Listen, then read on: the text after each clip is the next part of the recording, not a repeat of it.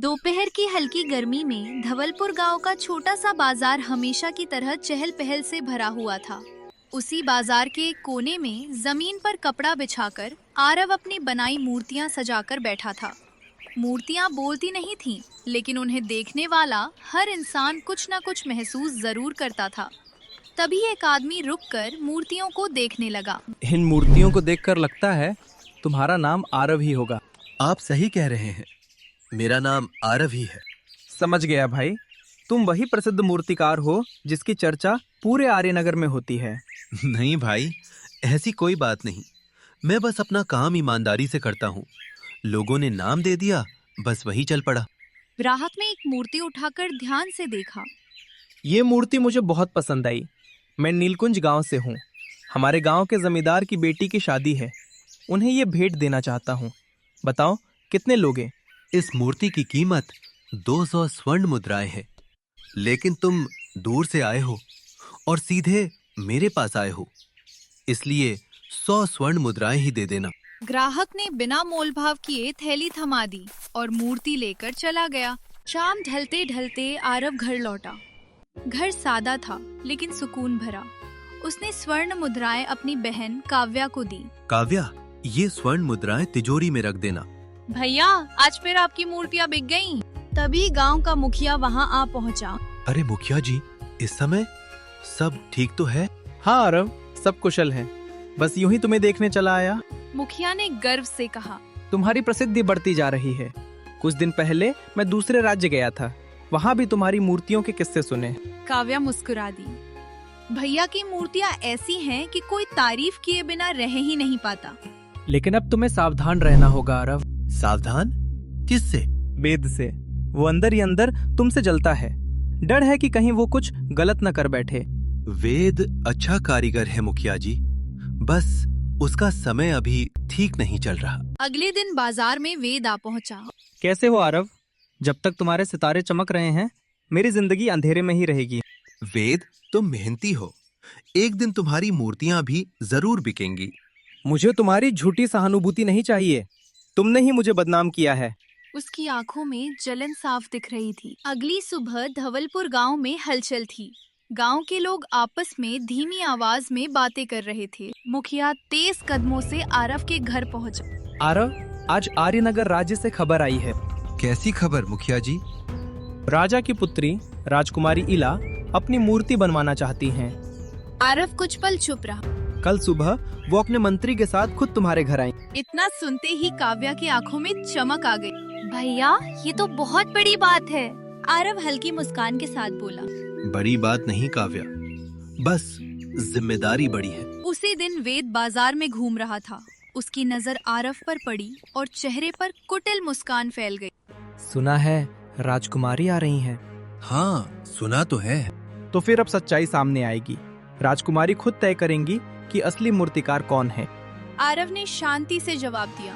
मैं कभी किसी से आगे होने की होड़ में नहीं रहा वेद। मैं बस मूर्ति बनाता हूँ। देखेंगे आरव, बहुत जल्द सब देखेंगे। अगली सुबह गांव के बाहर शाही घोड़े रुके। सैनिकों के साथ राजकुमारी इला उतरी। उनकी चाल में अहंकार था और आंखों में तीखापन। मुखिया ने आगे बढ़कर प्रणाम किया। राजकुमारी, यही है आरव, जिसकी मूर्तियों की चर्चा पूरे राज्य में है। राजकुमारी ने आरव को ऊपर से नीचे तक देखा। तो तुम ही हो वो मूर्तिकार जिसकी तारीफ महल तक पहुंची है।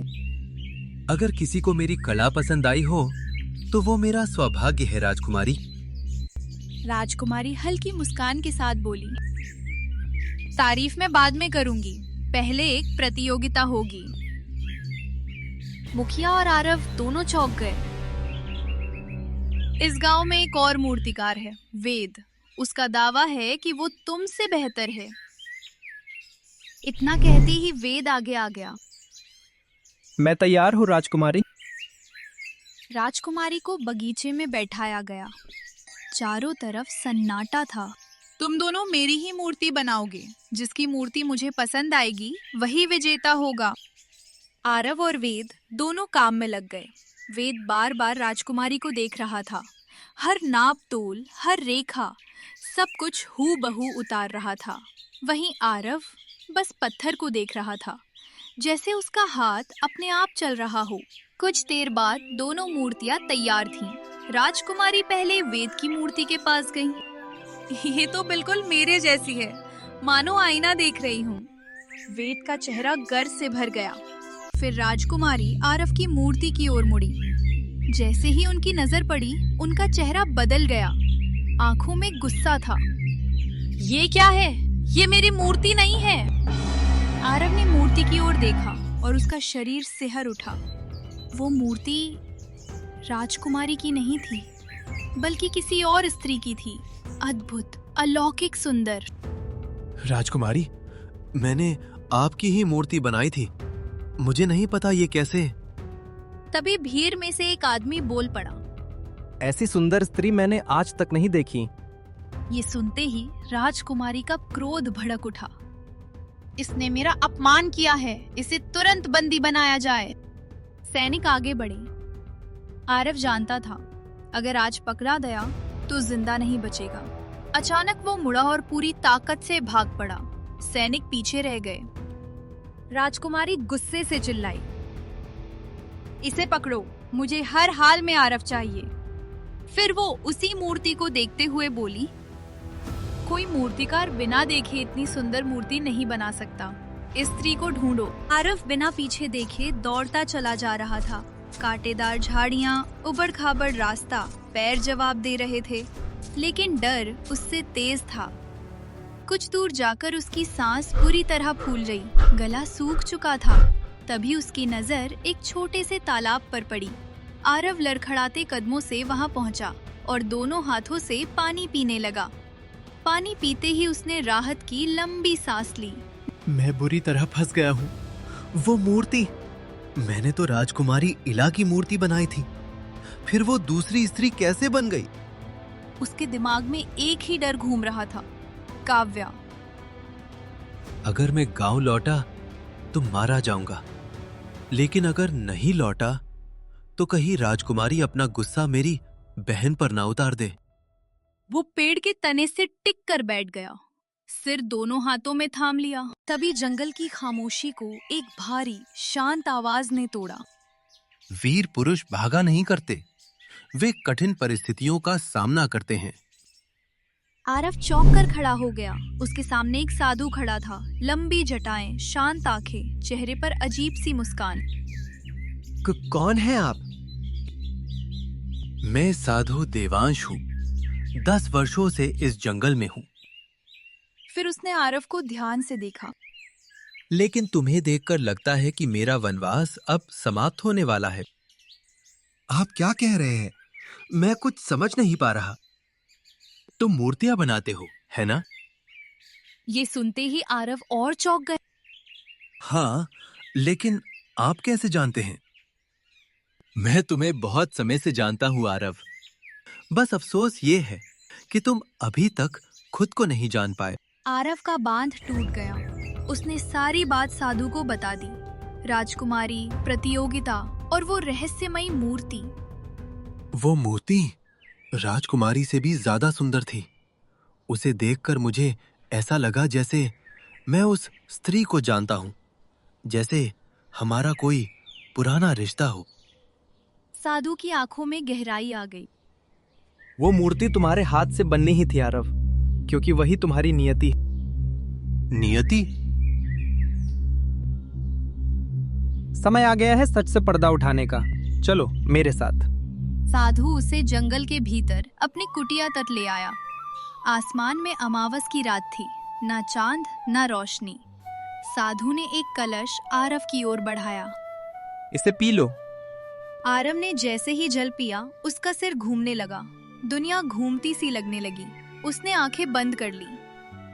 कुछ देर बाद आरव ने आंखें खोली। उसका चेहरा बदला हुआ था। डर नहीं, पहचान थी। मुझे सब याद आ गया है गुरुदेव। तो फिर समय आ गया है आरव। तुम्हें वहीं जाना होगा जहां से ये कहानी शुरू हुई थी। राजमहल? साधु ने जमीन पर हाथ घुमाया। हवा कांप उठी। कुछ ही पलों में रंग बिरंगी किरणों से चमकता एक गोल द्वार प्रकट हो गया। इस द्वार को पार करते ही हम सही जगह पहुंच जाएंगे। आरव ने आखिरी बार जंगल की ओर देखा। उसकी आंखों में अब डर नहीं था, सिर्फ दृढ़ निश्चय था। रंग बिरंगे द्वार से निकलते ही आरव और साधु देवांश सीधे राजमहल के बगीचे में आ खड़े हुए। रात गहरी थी, हवा में अजीब सी ठंडक थी। थोड़ी दूर पर वही मूर्ति रखी थी, वो सुंदर स्त्री जिसे देखकर आरव का दिल कांप उठा। यही है वो मूर्ति। हाँ, और यही इस कहानी की जड़ है। उसी पल महारानी तारा बगीचे में पहुंची। जैसे ही उसकी नजर मूर्ति पर पड़ी, उसके चेहरे का रंग उड़ गया, उसके हाथ कांपने लगे। नहीं, ये असंभव है। राजकुमारी इला और मंत्री भी चौंक गए। माँ, आप इतनी डर क्यों गई? क्या आप इस स्त्री को जानती हैं? महारानी ने कांपती आवाज में कहा, ये मूर्ति स्वरा की है। पूरा बगीचा सन्न रह गया। स्वरा मेरी सौतेली बहन थी, अपने समय की सबसे सुंदर स्त्री। लोग कहते थे उसकी सुंदरता के आगे राजमहल भी फीका पड़ जाता था। वो साधारण जीवन चाहती थी और मैं राज्य की महारानी बनना चाहती थी। मुझे पता चला कि स्वरा एक साधारण मूर्तिकार से प्रेम करती थी। उसका नाम भी आरव था। मैंने इसे अपमान समझा। राजमहल की बेटी एक साधारण कारीगर से प्रेम करे, ये मुझे मंजूर नहीं था। मैंने उन्हें बंदी बनवाया और उसी रात दोनों को मरवा दिया। तुमने एक नहीं 2 निर्दोष आत्माओं को मारा था। तारा स्वरा और आरव का प्रेम सच्चा था, और सच्चे प्रेम का अंत इतनी आसानी से नहीं होता। आरव का पुनर्जन्म होगा, वो फिर मूर्तिकार बनेगा, और जिस दिन वो स्वरा की मूर्ति अमावस की रात बनाएगा, उस दिन तुम्हारे वंश का अंत होगा। साधु ने आरव की ओर देखा। आज वही अमावस की रात है। आरव मूर्ति की ओर बढ़ा। उसका दिल जोर जोर से धड़क रहा था। जैसे ही उसने मूर्ति को छुआ, हवा रुक गई, रंग बिरंगी रोशनी फैल गई, और अगले ही पल मूर्ति एक जीवित स्त्री में बदल गई। तो तुमने मुझे फिर से पा ही लिया। आरव की आंखों में आंसू थे। इस बार हमें कोई अलग नहीं कर पाएगा। साधु ने स्वरा से कहा, अब शक्ति तुम्हारे भीतर है, तुम जो चाहोगी वही होगा। स्वरा ने महारानी तारा और राजकुमारी इला की ओर देखा। उसकी आंखों में आग थी। अगले ही पल भयानक लपटें उठीं, चीखें गूंजी और सब कुछ शांत हो गया। सुबह होते ही राज्य में नया सूरज उगा। मंत्री ने घोषणा की, आज से आर्यनगर राज्य में न्याय और प्रेम का राज होगा। कुछ दिनों बाद आरव और स्वरा का विवाद धूमधाम से हुआ।